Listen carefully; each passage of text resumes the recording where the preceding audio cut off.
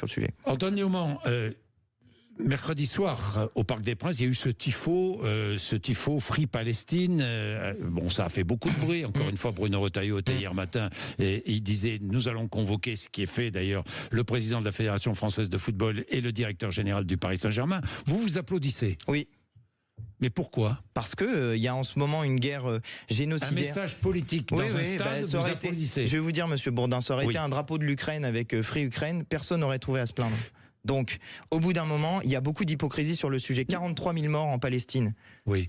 Plus de 2 000 au Liban. 1 million de personnes déplacées au Liban. Il y a un drapeau palestinien et un drapeau libanais. Est-ce que oui ou non, on est du côté des Libanais? Est-ce que oui ou non, on est du côté d'une Palestine du Jourdain à la mer? Est-ce que oui ou non, on est du côté des Libanais qui se font agresser? Est-ce que oui ou non, on est du côté des Palestiniens qui se font agresser par Monsieur Netanyahou? Moi, ma réponse est oui. Ensuite, sur la carte, moi, j'ai pas vu le détail de cette carte. Mais le sujet est très simple.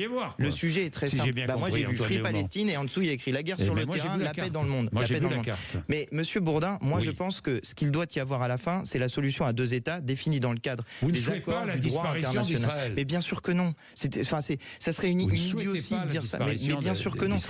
J'entends souvent des gens qui disent ça sur les réseaux sociaux, qui nous disent, alors ça me fait marrer parce qu'il y a des gens, j'ai l'impression, ils peuvent pas faire une phrase sans dire Hamas en roulant les airs comme si on était en Espagne. Tout ça me fait beaucoup rire parce qu'en réalité, nous sommes très clairs sur le sujet. Ce que nous voulons, c'est le respect du droit international. Et le problème qui est posé par l'action de Monsieur Netanyahou, c'est précisément qu'il est un criminel au regard du droit international. Donc moi, j'applaudis effectivement l'utilisation de ce tifo et je dis merci aux supporters parisiens d'avoir fait rayonner la France dans le camp de la paix. Bien, vous avez vu